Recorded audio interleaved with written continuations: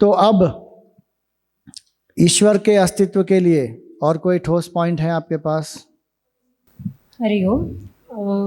स्वामी जी, तो दो तर्क लगा के I came up with some logic. तो जैसे आप बोल रहे हो प्रकृति ही सब है, प्रकृति, मेरा एक सवाल है, प्रकृति चेंज होती है क्या? हाँ, प्रकृति तो चेंज होती है। हाँ, राइट। लेकिन हर चेंजिंग चीज़ के पीछे एक चेंजलेस होता है, ये प्रकृति भी हमको बताती है। तो ये जो प्रकृति है एंड दैट चेंजलेस, वो जो चेंजलेस है उसका उसके जो लक्षण है, that is not limited with देश, काल और वस्तु, लेकिन प्रकृति इज लिमिटेड विद देश, काल एंड वस्तु। So this is changeless, but there is something beyond Prakriti that is शून्य, that is changeless. करेक्ट, वो शून्य है। वो शून्य नहीं है, शून्य ही है, शून्य चेंजलेस है। शून्य में कोई विकार नहीं होता, और शून्य से पूरी सृष्टि उत्पन्न हुई। शून्य का आपके हिसाब से आपका डेफिनेशन बताएंगे? Absence, everything, there is nothing there, उसको शून्य कहते हैं ना। ओके। सेकंड थिंग, हम सब में प्रकृति है। हम सब में प्रकृति है, तो फिर आप कौन है? प्रकृति से हम सब बने हैं। Okay. Everything has that 5 elements, but everything, even this is made up of that 5 element. Correct. वो 5 element के ऊपर नीचे कुछ भी करके different prescriptions, but this is not living and this is living. Right. So there is something between the prakriti and the living, that is the n-living factor. जब वो होगा तभी ही किसी वस्तु को या किसी को भी लिविंग या नॉन लिविंग बनाया जा सकता है। तो वो जो n-living फैक्टर है वो भगवान है। करेक्ट। तो ये तर्क देना चाहिए। This is a proper one type of logic to prove the existence of consciousness. चलो, वेरी गुड, वेल डन।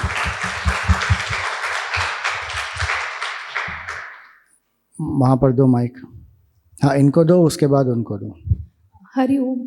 मेरा तर्क ऐसा है स्वामी जी कि हम जो अभी प्रूफ मांग रहे हैं, तो ब्रह्मा या जो आत्मा है उसको तो जरूरत ही नहीं है उसको प्रूव करने की।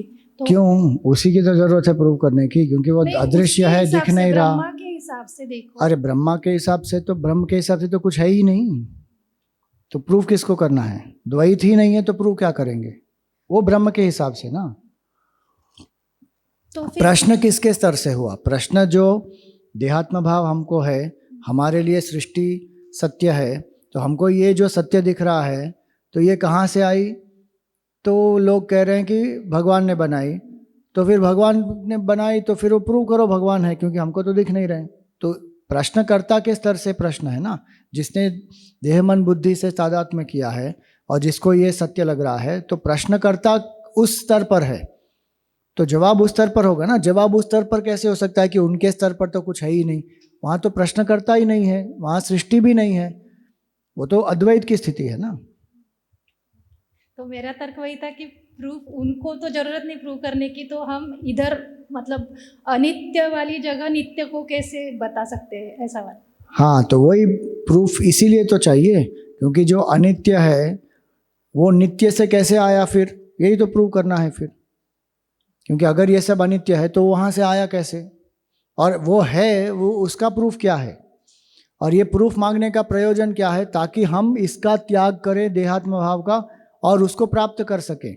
अगर उसके अस्तित्व में ही हमको डाउट है तो हम उसको क्यों प्राप्त करना चाहेंगे? तो प्रश्न हमारे लिए है, उस स्थिति के लिए उसमें तो कोई प्रश्न है ही नहीं। वहां पर दो।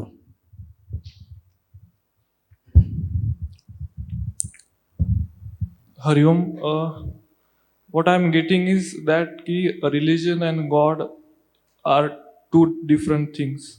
Because my simple logic is what we are experiencing now here can experience any other human from any another religion. If they know the method, they can experience. Yeah.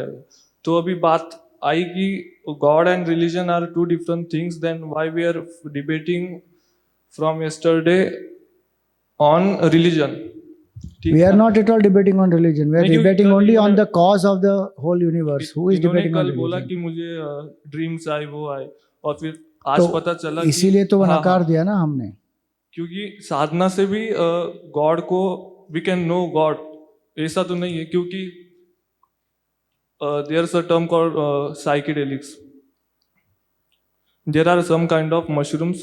Yeah. अगर हमने वो मशरूम्स खाए तो we will get same kind of hallucination and illusions which we are getting through sadhana. और ठीक है, I agree, we need sadhana for what? Concentration of mind. To why we need concentration? Because we need to question about our existence. So मतलब मुझे भी नहीं पता है कि what is God. I know I am confused, but I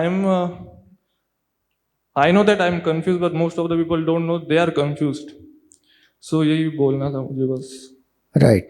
सो बात जो आपने कही साइकेडेलिक्स की वो है, लेकिन what is the point there? Psychedelics when you take, you can, as you use the word rightly, it is only hallucination.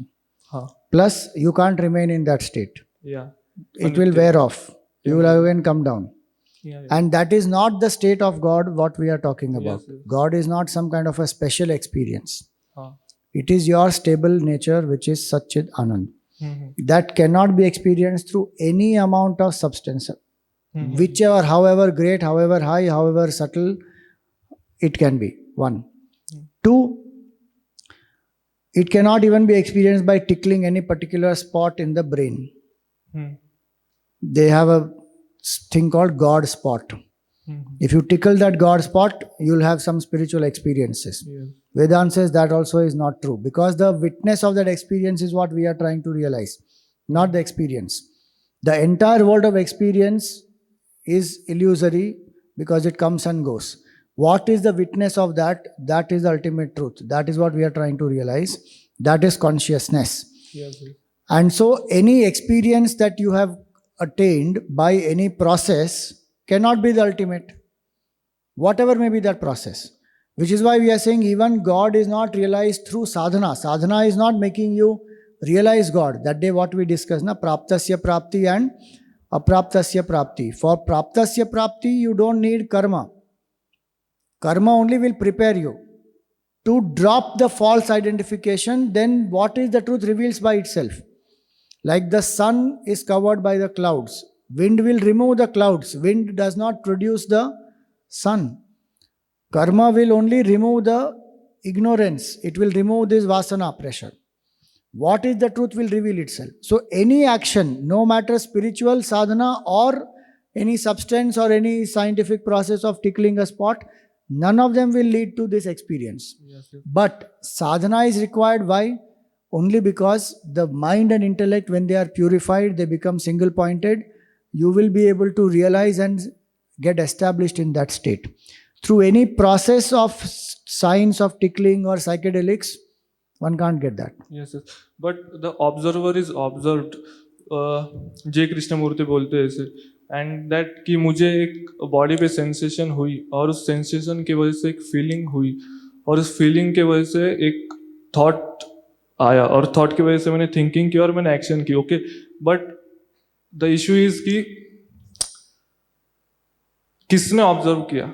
That observer only is beyond these three. That's what is being said. Yes, yes. Action at the body level, emotion at the mind level, thought at the intellectual level. This is Prakriti. This is the BMI. Yes. The enlivener of this BMI is this consciousness. That remains even when these are not there. Yes. Which is why Vedanta has to be understood. That's why deep sleep has to be understood. When these are not being experienced, still this is. That means there is a truth which is beyond this. That truth is consciousness. But as an information, I know that. मतलब आपने भी बोला Not as an information, as हाँ, your हाँ. true self, you experience it right now. तो While how- you are talking, Yes, yes. there is one part in you which is observing that this thought has come in the buddhi. You are articulating it Yes. and you are expressing it through your speech. There is one observer which Vedanta says is consciousness, which science says is the ultimate observer. This is also observed by this ultimate observer. The terminology used there is the ultimate observer which never becomes observed. This observer is observing actions of the BMI as well as the world. But the ultimate observer is observing all this, which will never become observed. But how can I experience the true Atman? That is you right now. You have that feeling in your heart. When we say this reflects in the BMI, what is the feeling of this? Aham, aham, aham. Do you feel you exist or not? Yeah. Not as a body, not only as a thought, not only as an emotion. Right now, because you are identified with the BMI, you are saying yes. But in deep sleep, when these are not there, you still are. That pure existence is experienced every single moment. It is never not experienced. And which is why we say it is ever present. The screen is always there. The scene will come and go, but the screen will never change. If my attention is only on the scenes, I don't see the screen. But even when the scene is being seen, actually what I am seeing is only the screen. Even when they are acting, consciousness alone is actually every moment. But because my identification is here, my attention is here, I am not recognizing this. So I am saying, I don't know what is that. I know only information. I don't have experience. These are all wrong notions. The very fact that you are experiencing something is because of this. This is lending capability to this to experience. Without this, experience only will not happen. Like the battery gives power to the torch. Now the torch is saying, I don't experience where is power. Arey bhai sahab, without that battery, you won't experience the light. The torch can't give light without that battery. Now where is that battery? I don't experience battery. That is a wrong notion. This is being experienced every moment through every action of the body, emotion of the mind, thought of the intellect. What is expressing is only consciousness. Yeah. So there's nothing mystical and magical after enlightenment. Nothing. Yeah. Absolutely nothing. That's why I said the other day, we have created some mystical aura around it, some special experience and some siddhi. It is nothing. It is I am every single moment. It is experienced in our heart. We are never away from it. If we become away from it, we will not exist only. Because the nature of it is existence, consciousness and bliss. It will come more. Sachidanand के बारे में जब पता चलेगा ना, तो more clarity will come. Thank you. See, last one. Then I need to finish the logic of this creation. Swamiji, my question is, I was also reading Krishnamurti at the time, and yes, he is confused about Atma. He was not sure about this. So this ultimate observer is Atma, and it is with everyone, like with everyone. So my question is, like the other interpretations that we read in our stories, mythological stories that we say, and our itihasa about Ramakrishna and other things. So are they just human interpretations? Because we say the ultimate God is consciousness.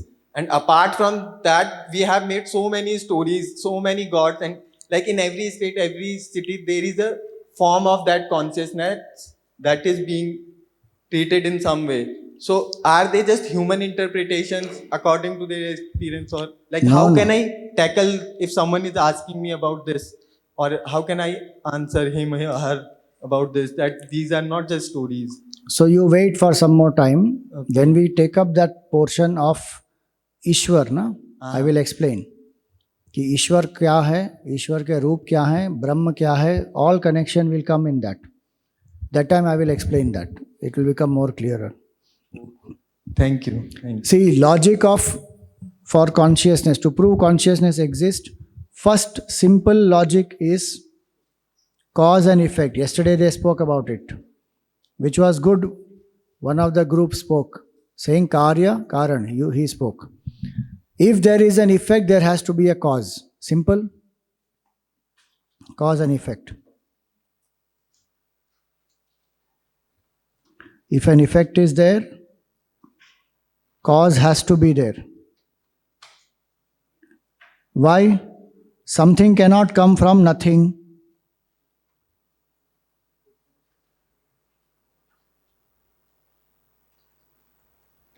This is simple logic. If there is a pot, there has to be creator of the pot. Yesterday they said that, right? Now that they have to elaborate. कार्य है तो कारण है, शून्य से कुछ नहीं आ सकता क्योंकि वो शून्य है. So from nothingness something cannot come out. There has to be. So when we say deep sleep is not nothingness. Deep sleep is unmanifest state of the body, mind, intellect. ठीक है? It is not complete zero. Same way कोई कहता है कि from असत सत has come, तो वो असत is not nothingness.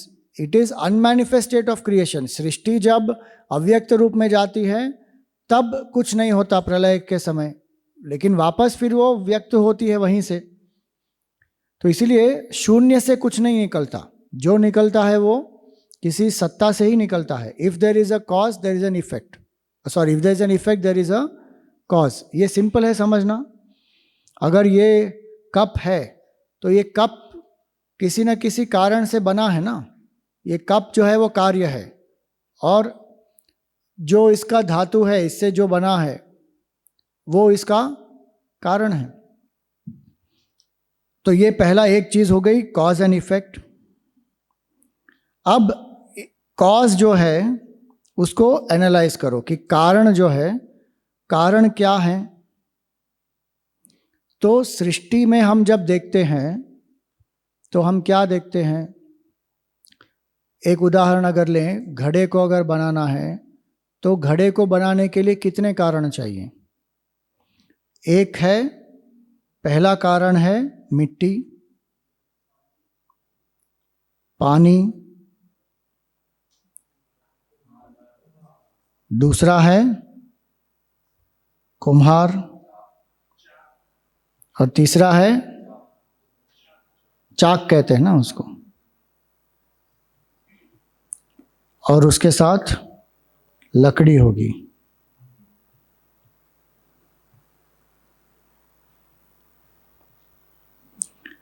ये तीन कारण जो हैं ये क्या है. ये मिट्टी और पानी क्या है, उपादान कारण है, मटेरियल कॉज. कुम्हार क्या है, निमित्त कारण है. और ये चाक और लकड़ी क्या है, करण कारण है, साधन है. कुम्हार इस चाक और लकड़ी का प्रयोग करता है उसको घुमाने के लिए, और उस पर मिट्टी और पानी डालता है, और फिर उस मिट्टी से क्या करता है, वो घड़ा बनाता है. तो ये तीन कारण होते हैं. अब मुझे ये बताओ, क्या मिट्टी और पानी अपने आप घड़े में परिवर्तित हो पाएंगे. सोच लो, मिट्टी और पानी अपने आप घड़े में परिवर्तित हो पाएंगे क्या. मिट्टी, पानी, चाक और लकड़ी, ये चारों मिलकर भी घड़े में परिवर्तित हो पाएंगे. इन चारों को प्रयोग करके घड़े का उत्पादन कौन करेगा, कुम्हार करेगा ना. कुम्हार है वो निमित्त कारण. कुम्हार के बिना ये चारों चीजें अपने आप स्वयं किसी भी प्रपोर्शन में आके कर सकते हैं क्या कुछ. तो जो ये कहते हैं कि पूरी सृष्टि का जो मूल है वो है प्रकृति. तो प्रकृति क्या है, प्रकृति जड़ वस्तु है. ये पॉइंट आपने मिस कर दिया था कल, कि प्रकृति जो है वो जड़ वस्तु है. तो जड़ जो है वो अपने आप मिश्रण करके पूरी सृष्टि को व्यक्त नहीं कर सकता. तो इसलिए ये जो तीन कारण हैं, इसमें हम क्या कहते हैं कि जो प्रकृति है, पांच तत्व जो है वो क्या है, उपादान कारण है. ठीक है.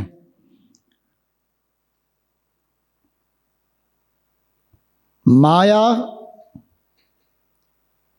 करण कारण है,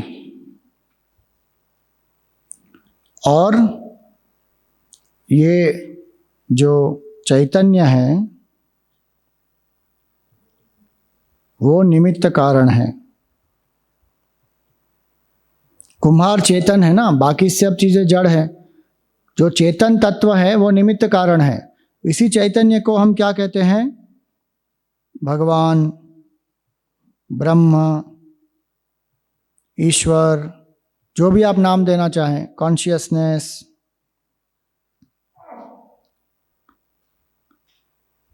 तो ये चैतन्य जो है वो निमित्त कारण है। निमित्त कारण के बिना प्रकृति अपने आप में कुछ भी नहीं कर सकती। एक मिनट, मेरा लॉजिक खत्म हो जाए फिर आप प्रश्न पूछना। कल एक और चीज़ किसी ने बताई थी कि जो सृष्टि है वो बहुत अच्छे से चल रही है, इसमें जो सूर्य का जो डिस्टेंस है अर्थ के साथ एकदम प्रिसाइज है, नहीं तो जीवन ही संभव नहीं होगा। तो ये किसका संकेत करते हैं?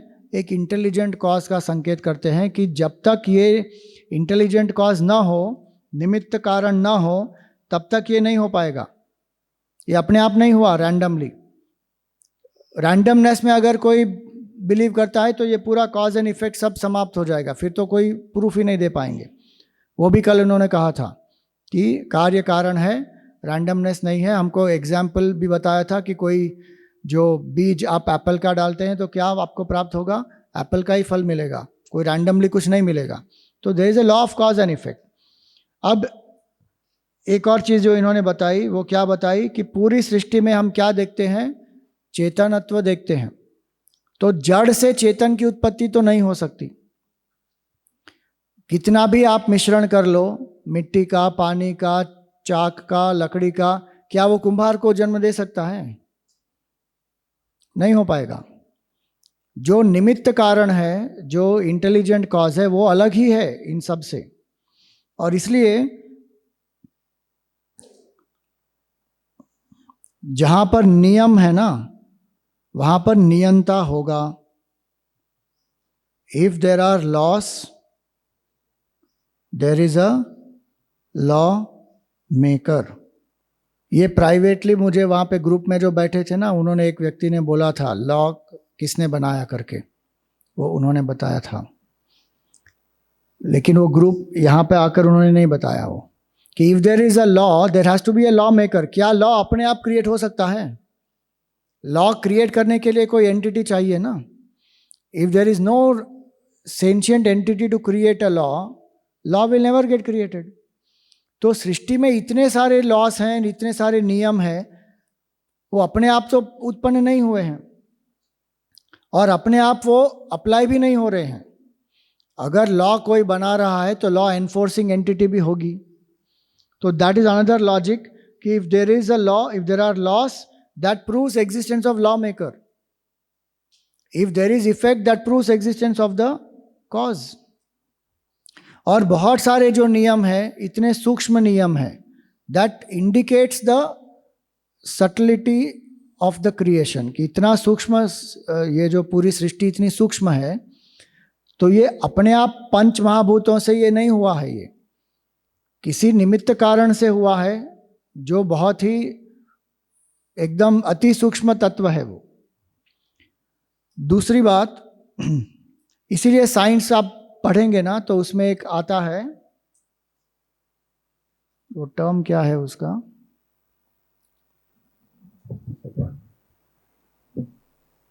एंथ्रोपोलॉजी, ऐसा ही कुछ है वो।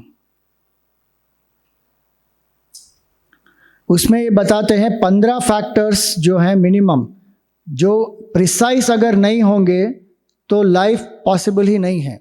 जैसे स्पीड ऑफ लाइट जो है वो एक स्पेसिफिक स्पीड होनी चाहिए, थोड़ी कम ज़्यादा हो गई तो ख़त्म, सृष्टि नहीं हो पाएगी। ग्रेविटी एक स्पेसिफिक नंबर है, वो नहीं हुआ तो सृष्टि नहीं हो पाएगी। अर्थ का डिस्टेंस सन के साथ स्पेसिफिक है, वो होगा तभी लाइफ हो पाएगी अर्थ पर। ऐसे बहुत सारे, इसको एंथ्रोपोलॉजिकल रीजंस कहते हैं। सो साइंस भी एक्सेप्ट करता है कि there is an intelligent cause. Scientist भी एक्सेप्ट करते हैं, न्यूटन भी और आइंस्टाइन भी। हमको लगता है कि दे वर नॉन बिलीवर्स, लेकिन वो सत्य नहीं है, आप खोज करके देख लेना, रिसर्च करके। एक और कारण, एक और इसमें ये क्या है, नियम है तो नियंता है, और इसी के कारण जो नियंता है वही कर्म का फलदाता भी है, वो भी कल बताया था इन्होंने। एक सिस्टम अगर चल रही है कि एक्शन गिव्स अ रिजल्ट, तो वो सिस्टम का क्रिएटर होगा ना कोई। अब जैसे आप यहाँ पर कंप्यूटर में कुछ काम कर रहे हैं, सपोज कोई ऐप आपने खोला और आप उस पर पावर पॉइंट बना रहे हैं, तो आपको तो कोई दिख नहीं रहा कि किसने बनाया, आप तो उसका प्रयोग कर रहे हैं, लेकिन पावर पॉइंट है, आप उसको यूज़ कर रहे हैं, आप उसको उसका बेनिफिट हो रहा है। इसका अर्थ क्या होता है? किसी ने तो बनाया है ना उसको। The very fact that there is a system proves the existence of a system creator. वो अपने आप तो बन नहीं गया। सो इसीलिए कर्म के फल जितने जीवों को मिल रहे हैं वो क्यों मिल रहे हैं? क्योंकि there is a sentient factor which is governing. एक बार सिस्टम बना दी है, लेकिन वो सिस्टम चल रही है, कर्म का सिद्धांत चल रहा है, और इसीलिए चल रहा है क्योंकि ईश्वर है। तो ये एक प्रकार का तर्क हुआ। अलग अलग प्रकार के तर्क दिए जा सकते हैं। एक और देकर मैं आज विराम दूंगा इसको, और वो तर्क क्या है?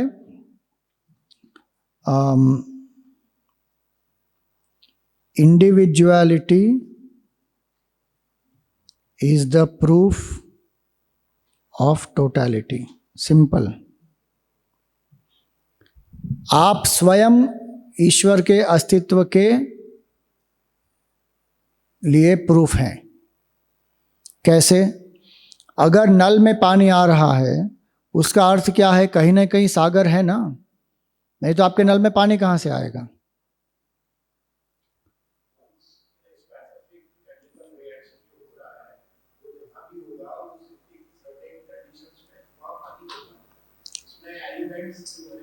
ठीक है, वो एग्जाम्पल का लिमिटेशन है। तो एलिमेंट्स नेचुरली है, तभी तो उसका मिक्सचर अर्थ पे हुआ है, तभी तो ओशन है ना। Mars or Correct. even on the Saturn, that particular elements will combine in a particular situation. इसमें ग्रेविटी भी है और भी टाइम प्लेस सिचुएशन है, तो वो नहीं होगा। और जहां भी होगा, सागर तो नहीं है उसके हिसाब से, because sagar is the so that is a limitation of example. Hydrogen और ऑक्सीजन है ना, यस, वो कहाँ पर भी होंगे, that is the cause. There is an ultimate cause which is existing. Hydrogen exist in a huge way, oxygen exists in a huge way, then they are combining in a certain small quantity, then you are seeing water. yes, but if we combine anything, then there will be something chemical, different chemical composition. But it will not give life, no? But that is about the evolution, because we are not certain we came up with that particular moment. No. What we are not certain, that is your science ka limitation. We are very clear what consciousness is. Then we discard the concept or the notion of the evolution, and even the Dasavatar of the Vishnu, because somewhere one of the very renowned philosopher mentioned that. Yes. देखिए, सबसे पहले दशावतार विष्णु भगवान का I do not agree at all कि it is depicting any evolution. Okay, ठीक है, ये एक पूरा का पूरा कॉलोनियल माइंडसेट को कंफर्म करने के लिए क्रिएट किया गया है। भागवत में उठा के देखो, कहाँ पे लिखा है कि पहले मत्स्य अवतार हुआ, फिर कूर्म हुआ, फिर वरा हुआ? ये लिखा ही नहीं है कहीं पे। This is our stupidity to confirm our religious knowledge to the modern science. ये हमको करना ही नहीं चाहिए, ये सबसे गलत बात है। क्योंकि वहाँ पे वो जो अवतार का प्रयोजन है वो है चैतन्य आत्मा को इंडिकेट करने का, ईश्वर का। उसमें थियोरी ऑफ एवोल्यूशन है ही नहीं। Vedanta doesn't even believe in theory of evolution honestly. क्योंकि वेदांत कहता है कि पूरी सृष्टि एक प्रोजेक्शन है, तो प्रोजेक्शन जब किया जाता है तो सब कुछ एक साथ प्रोजेक्ट होता है। that's what I'm saying. ठीक है? Yes. So that is what. So वो हम अलग स्तर पर फिर बात करेंगे उसके लिए। The point here is what, to understand that science में आपका प्रोजेक्ट है मिरर ऑफ लाइफ प्रोजेक्ट, इसको आप देख लेना। Mirror of life project has been going on for so many decades, where they are trying to combine elements, जो 5 महाभूत है उनको एक पर्टिकुलर कॉम्बिनेशन में लाने का प्रयास कर रहे हैं, जिससे फिर कॉन्शियसनेस उत्पन्न हो। आज तक वो कर ही नहीं पाए, और अगर वो सफल होंगे to create basic life structure, फिर भी वेदांत कहेगा वो नश्वर ही है, क्योंकि जो आपने क्रिएट किया है वो नष्ट होगा। So it is not possible कि जड़ में से चैतन्य की उत्पत्ति हो, लेकिन साइंस वही प्रयास कर रहा है, जड़ में से चैतन्य की उत्पत्ति हो गई। जड़ में से चैतन्य की उत्पत्ति हो ही नहीं सकती। जो भी आप जड़ में से उत्पन्न करोगे वो नश्वर ही होगा। उस चैतन्य स्वरूप आत्मा में कोई जन्म नहीं होता, विकार नहीं होता, कोई उसकी मृत्यु नहीं होती, और वो केवल पूरे सृष्टि के रूप में प्रतीत होता है, वो परिवर्तित नहीं हुआ। तो इसलिए there is a conscious factor, sentiency is there in the whole creation.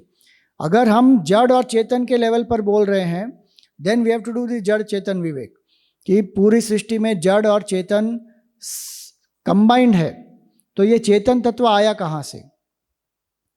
That is consciousness, उसी को गॉड कहते हैं, उसी को निमित्त कारण कहते हैं, और उसी को ईश्वर भी कहते हैं, जो नियंता भी है, जो कर्म फल का दाता भी है।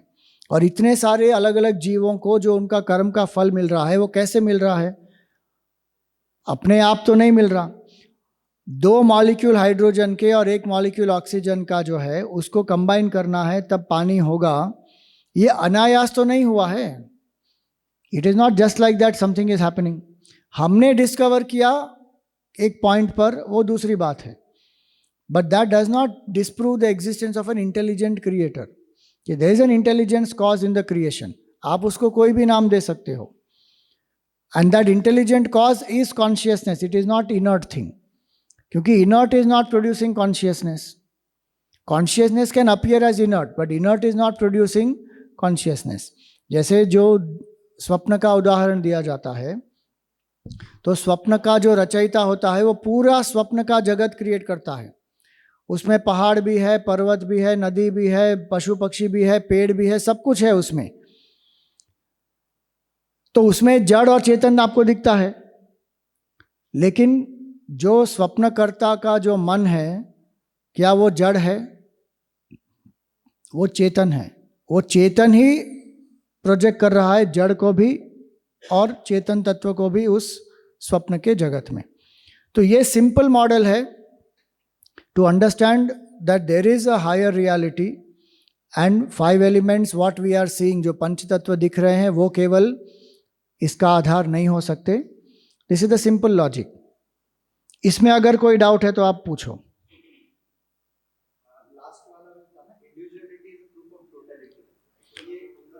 तो जो इंडिविजुअलिटी है, आपका शरीर किससे बना है?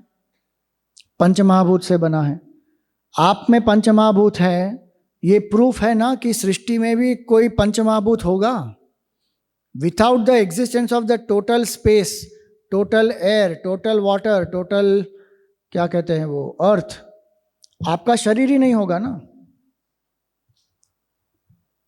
अगर आपके शरीर में श्वास है, दैट मीन्स महाप्राण भी है ना कहीं पर, नहीं तो श्वास कैसे चल रही है?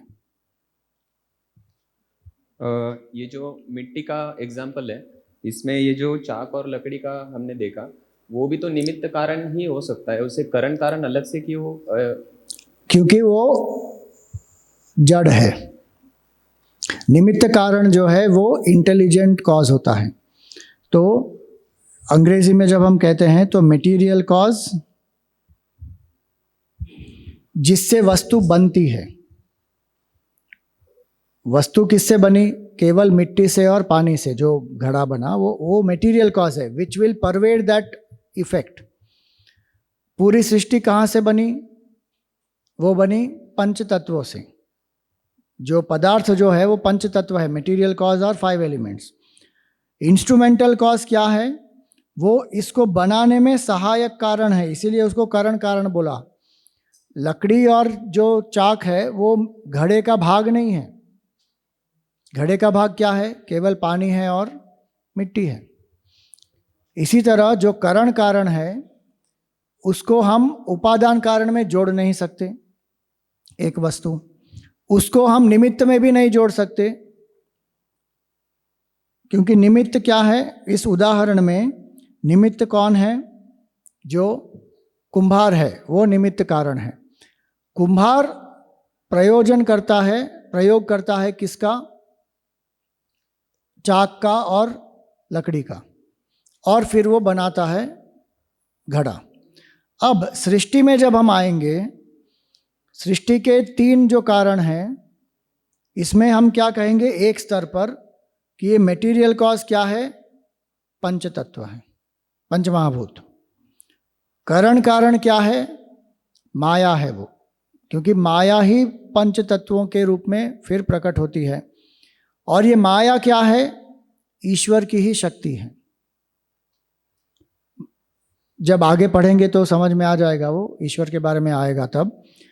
तो ईश्वर जो है वो इंटेलिजेंट कॉज है, वो माया का प्रयोग करते हैं, ब्रह्म माया का प्रयोग करके ईश्वर बनता है, फिर माया से पंच तत्व प्रकट होते हैं, पंच महाभूत। तो जब वेदांत में हम आते हैं तो वेदांत क्या कहता है कि जो निमित्त कारण है, वहाँ पर जो घड़े का उदाहरण है उसमें जो कुम्हार है वो एक फाइनाइट एंटिटी है ना, और जो क्रिएशन किया है वो भी एक पॉट है, वो फाइनाइट है।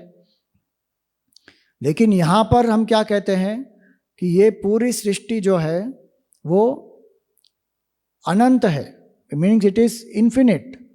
टाइम और स्पेस भी इसी के भाग है ना, तो जो टाइम और स्पेस सृष्टि के भाग हैं, तो सृष्टि का जो रचयिता है वो टाइमलेस और स्पेसलेस होना चाहिए, तभी ये सृष्टि की रचना हो सकती है। तो ये जो पूरी सृष्टि है जो अनंत है, उसका कारण भी अनंत ही होगा। इसीलिए हम क्या कहते हैं, पूर्णम अदः पूर्णम इदम। तो वो जो पूर्ण है तो उसके बाहर कुछ नहीं हो सकता। जैसे मिट्टी अलग है कुम्हार से, चाक अलग है कुम्हार से, इसी तरह पंच महाभूत ईश्वर से अलग नहीं हो सकते, माया ईश्वर से अलग नहीं हो सकती, क्योंकि ईश्वर क्या है, अनंत है, अनंत में सब कुछ होता है। और इसीलिए वेदांत में क्या कहते हैं, ईश्वर को अभिन्न निमित्त उपादान कारण। इसमें उपादान कारण में ये दोनों एक साथ ले लिए जाते हैं वेदांत में, मेटीरियल कॉज और इंस्ट्रूमेंटल कॉज। कारण कारण और उपादान कारण मिक्स कर दिए जाते हैं वेदांत में, क्योंकि वो दोनों जड़ हैं। तो अभिन्न निमित्त उपादान कारण का अर्थ क्या हुआ, वन अनडिफरेंशिएटेड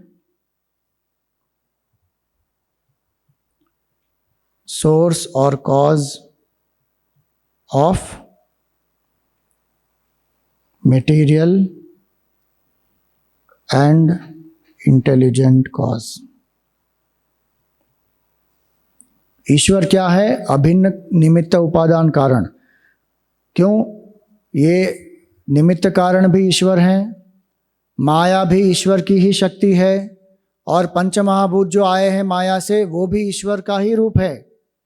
इसीलिए हम देखते हैं कि पूरी सृष्टि हमारे लिए दिव्य है, क्योंकि वही एक तत्व प्रकट हो रहा है 3 के रूप में, जीव जगत जगदीश्वर, एक तत्व एक ही है। तो इसीलिए ये एनालिसिस होता है वेदांत में।